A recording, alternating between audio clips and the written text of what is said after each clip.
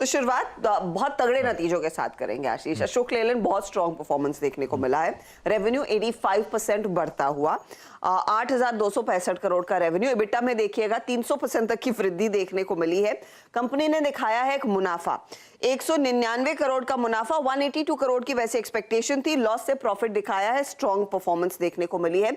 Margins भी बेहतर होते हुए मार्केट शेयर सेकंड क्वार्टर में करीब 32% पर आया है। तो बहुत ही मजबूत तिमाही कंपनी के लिए निकल कर आई है। शानदार नंबर्स अशोक लेलैंड के। अब आप आइएगा एक और स्ट्रॉन्ग क्वार्टर पर जो है इंडियन होटल्स का, जहां पर मुनाफे में आप देखेंगे 121 करोड़ का आंकड़ा versus a loss of 120 crore.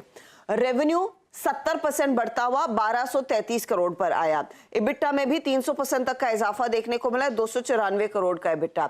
Margins देखिए 10% से बढ़कर 24% पर आए हैं, तो 14% तक की वृद्धि देखने को मिली है। और अब कंपनी के जो एस्पिरेशनल बैंड था 25% FY22 के लिए, उसके रेंज में दरअसल मार्जिन्स आते हुए दिखाई दिए हैं। बहुत ही मजबूत तिमाही है और कंपनी ने कहा है कि क्लियरली ये नंबर्स इनको प्री कोविड एरा में ले गए हैं, उस नंबर्स को भी इन्होंने बेहतर किया है। ऑक्यूपेंसी देखिए, प्री कोविड 68% थी, इस समय ऑक्यूपेंसी 70% के आसपास है। एवरेज रूम रेट 11,000 के पार निकलता हुआ दिखाई दे रहा है। कंपनी ने एक आउटलुक दिया है। कंपनी कह रही है कि डोमेस्टिक लीजर दरअसल बिजनेस को आगे ड्राइव करने वाला है। जो कॉर्पोरेट ट्रैवल है उसमें एक कमबैक देखने को मिला है, वहां से भी एडेड रेवेन्यूज आते हुए दिखाई देंगे। ये ऑन ट्रैक है कि 2025 तक इन्होंने जो गाइड किया था एबिटा मार्जिन 33% का, वो अचीव करते हुए दिखाई देंगे। और इस साल का भी जो 25% के मार्जिन है वो अचीव करने की पूरी स्थिति में आ चुके हैं Q2 में। जीरो डेट कंपनी भी हो जाएगी 2025 तक। तो इन्होंने इनफैक्ट एक लंबी चौड़ी पहले गाइडेंस दी हुई थी और उसी पर कंपनी कह रही है हम वापस आ रहे हैं और उस पर फोकस रहेगा। तो नतीजे अच्छे। अब आप आइए ट्रेंड पर। ट्रेंड का भी आप देखिएगा परफॉर्मेंस अच्छा है, रेवेन्यू ग्रोथ अच्छी है, लेकिन थोड़ा सा मार्जिन पर दबाव आया। रेवेन्यू करीब 66% बढ़ता हुआ, प्रॉफिटेबिलिटी एकदम फ्लैट देखने को मिली है। इबिटा में हमने देखा है करीब 22% तक का इजाफा, तो ऑपरेटिंग नंबर्स बेहतर हैं और मार्जिन थोड़े से ट्रिम होते हुए दिखाई दे रहे हैं।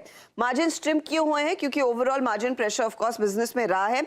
रेंट एक्सपेंस इनका भारी पड़ा है और हाई एम्प्लॉय कॉस्ट से मार्जिन थोड़े से ड्रैग होते हुए दिखाई दिए हैं। अब इनके बिजनेसेस में परफॉर्मेंस कैसा है? वेस्ट साइड में लाइक टू लाइक ग्रोथ करीब 20% तक की देखने को मिली इस क्वार्टर में।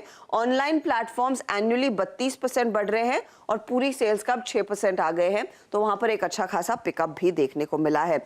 लगे हाथ बाटा भी आपकी स्क्रीन पर लेकर आएंगे, जहां पर हमने देखा है मुनाफा और एबिटा थोड़ा सा अनुमान के से कम है। मुनाफा 38% बढ़ता हुआ 51 करोड़ पर आया। एबिटा 161 करोड़ के आसपास 35% तक की वृद्धि देखने को मिली है। ज्यादा बेहतर मुनाफे का अनुमान था, 90 करोड़ हम एक्सपेक्ट कर रहे थे। रेवेन्यू के पैमाने पर देखिए ये एक बीट है, 829 या फिर 830 करोड़ के आसपास, यहाँ पर 35% तक की ग्रोथ देखने को मिली है। मास कैटेगरीज में पिकअप नहीं है, जो आप वो के शेप की बात कर रहे थे, जहां पर प्रीमियम ब्रांड्स अच्छा कर रहे हैं लेकिन मास ब्रांड्स अच्छा नहीं कर रहे हैं, तो बाटा ने उसे दोहराया है। टफ एनवायरनमेंट है मटेरियल इन्फ्लेशन के चलते, साथ ही साथ ब्रॉडर वॉल्यूम इनको देखने को मिला है और स्नीकर बिजनेस दरअसल एक अच्छा खासा मोमेंटम दिखा रहा है, तो वो इनके फेवर में इस समय जाता हुआ।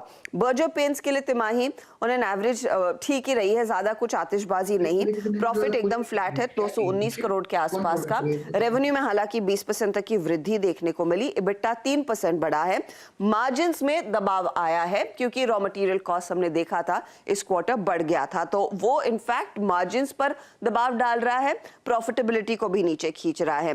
कोई सिग्निफिकेंट प्रोडक्ट प्राइस हाइक नहीं लिया है कंपनी ने इस बारी, लेकिन ये एक्सपेक्ट कर रहे हैं कि raw material cost second half में थोड़े से कम होंगे, उसका फायदा कंपनी में दिखाई देगा। Q3 Q4 ज्यादा बेहतर होगा वर्सेस H1, तो वो एक चीज है जिस पर आपकी नजरें होनी चाहिए। मुथूट फाइनेंस आप लोग डिस्कस कर रहे थे और मुथूट के नंबर्स आप देखेंगे तो इतने कुछ अच्छे हैं नहीं। ब्याज से आय में 13% तक की गिरावट देखने को मिली है, ये इनफैक्ट उम्मीद से खराब आंकड़ा है। लगभग 13% का दबाव आपकी प्रॉफिटेबिलिटी में भी देखने को मिला। अब प्रेशर कहां से आ रहा है? बेसिकली यही हो रहा है कि इनका जो एसेट्स अंडर मैनेजमेंट है उसमें सिर्फ 3% या 4% तक की ग्रोथ देखने को मिली है। ये 20 क्वार्टर में सबसे कम ग्रोथ देखी गई है एयूएम में। इनका गोल्ड एयूएम दरअसल आप देखिएगा 0.3% ही बढ़ रहा है। तो गोल्ड बिजनेस जो इस कंपनी की खासियत है वो लार्जली सिग्नल सामने आने लगे हैं लगातार पिछले 2-3 क्वार्टर में कि ये बैंकों की तरफ भी बिजनेस स्प्लिट होता हुआ दिखाई दे रहा है।